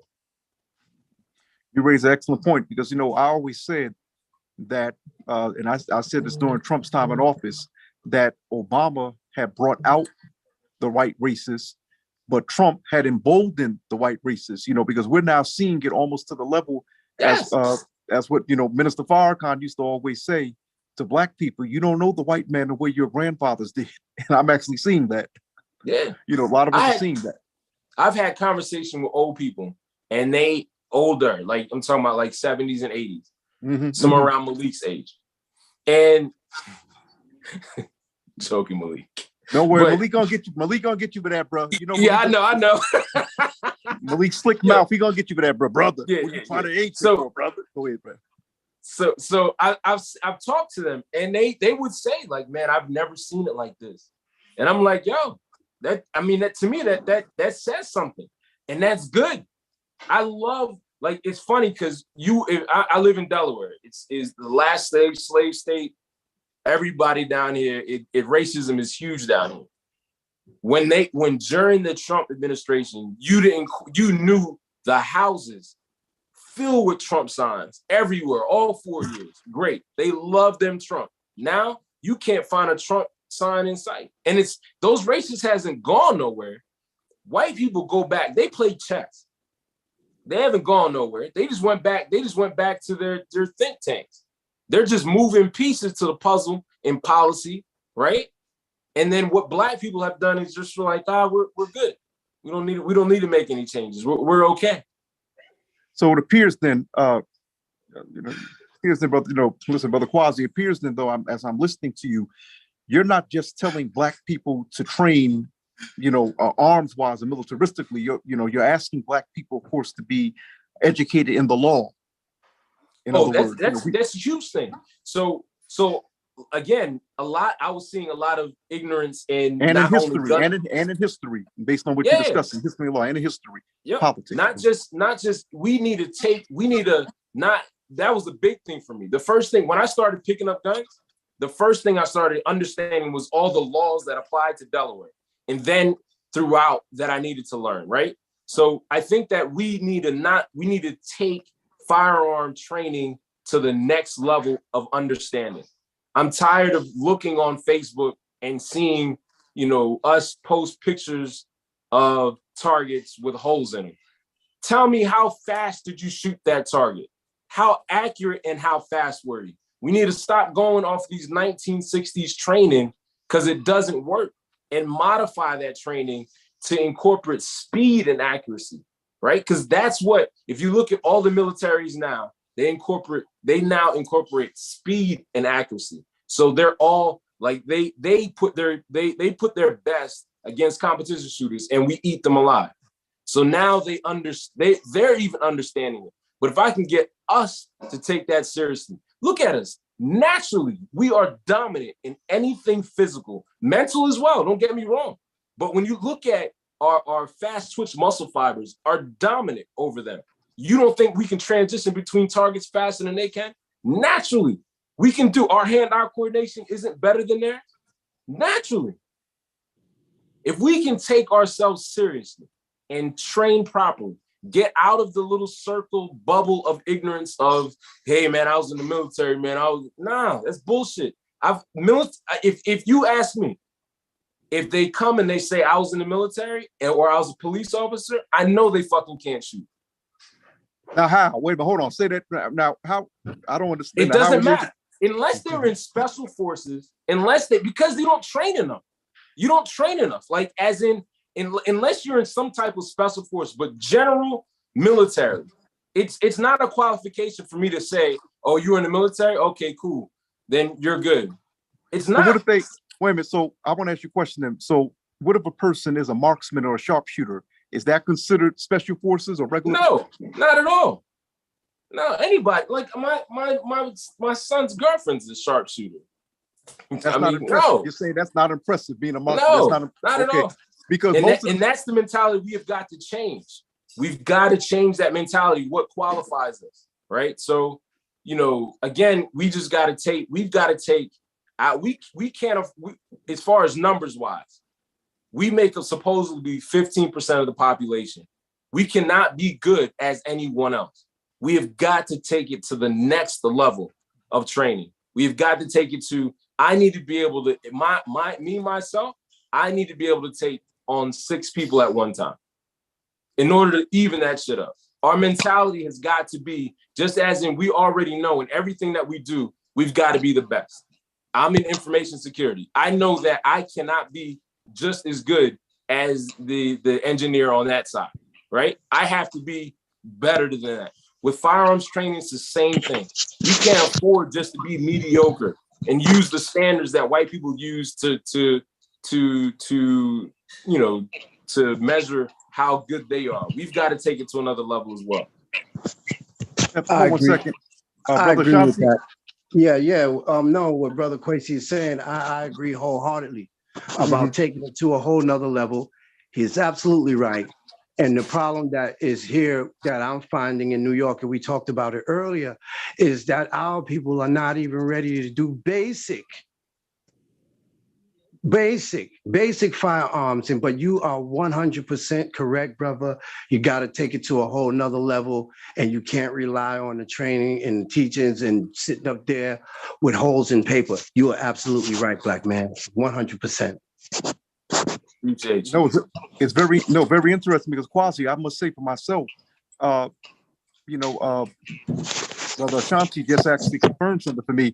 I've never heard it explained like that before. You saying the outdated training and the holes in the paper, because you and I all know people who've been to firing ranges and they actually get hyped up because of a few holes in the paper. But I never, I didn't hear it explained that way until you mentioned it.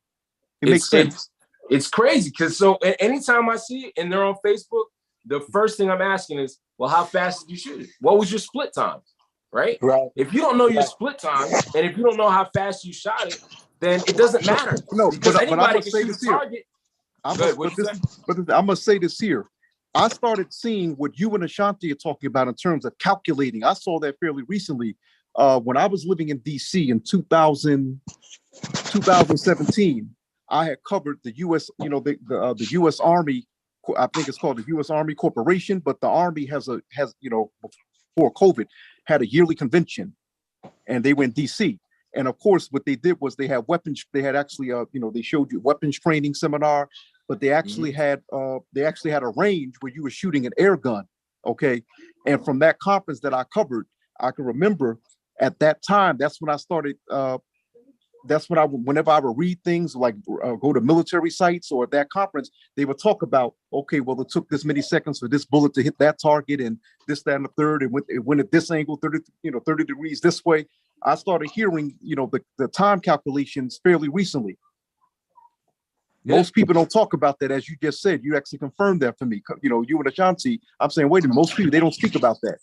Yeah, we got to incorporate time in our training.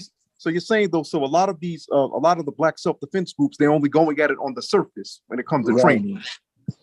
Surface, and then what you'll find is a lot of those trainers don't even show you their own work. right? So we've got to take it to another level. We've got to not be ashamed to go outside of our circle for training. So the big thing is it's hard to get people to understand the difference between training and practice. We oftentimes call practices training and training practices. Actually, we call everything training when they're only practicing. Training is taking on something new. You're learning something new. Practicing is taking what you've learned and doing it over and over again until you actually got it. We are not getting training from people that are giving us new skills. We are staying in this little circle of ignorance when it comes to any type of firearms training. Absolutely right. Absolutely right, brother. Absolutely right. Yeah. So there's a couple drills that I would say, I don't know how many people are on here or how many are listening, but look up, a bill drill. If you want to impress me, do me a favor, a bill drill. Drills like this will help you see where you are in your firearms training. This is a simple one. Just take a target 7 yards away, 6 shots, right? And then there's an A zone. You can follow, like an A zone is like 6 by 11 square. So take that 7 yards. How fast can you shoot it? Right? That's what we want to know. How fast can you shoot in a bill drill? Hold on 1 second. I got this real quick. Hold on 1 second. Let me see. Go ahead, Brother Shanti. If you had anything to say, Brother Shanti, as this brother gets ready to come back. I'm sitting here now as a student too. I'm listening to my brother, and his words are right and exact. All right, again, you see a lot of people posting pictures on YouTube, and it's just pictures with target, but you don't see them moving, cover, so on and so forth. Man, it's crazy, and he's right about the gun game. And one thing I noticed about you, Brother Shanti, with your trainings, you're not doing any showboating. I noticed that about you. You don't do any show. You don't do any of that. Look at me. You don't. This is not about vanity. I'm not Brother here. Shanti, Brother Shanti, if I remember, you've actually warned brothers and sisters about doing that online. You've actually warned that. Yeah, it's not about vanity. God didn't give me and Brother Kwesi our positions to be vain. This is about trying to show the people what they need to do. Your vanity sucks. Look at me points and wanting to have followers, man. No. Our people need healing, brother. Our people are in a bad way, and this particular art form, our people need to learn it, and they need to learn it the right way. We're not lacking warriors. We're just lacking trained warriors. The little brothers are running around shooting shit for no reason. So what I get from that is that they don't lack courage. They're just foolhardy, and they don't have training. Mm-hmm. And they're training their firearms on people that look like them. And that's been raised for years, Brother Shanti. That's actually been raised. That point has been raised for years within the Black community by people such as yourself and Kwasi. Listen, we have 3 minutes. So really quick, I want to make sure that everybody, like for that one that I said about the bill drill, 2 seconds.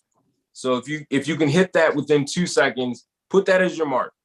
If you're not doing that, go get some training. Right. 2 seconds. It's a simple drill. Just one. It's 1.11. 2 seconds. And what you're gonna find is either your draws too slow or your splits are too slow. Yeah. So beautiful.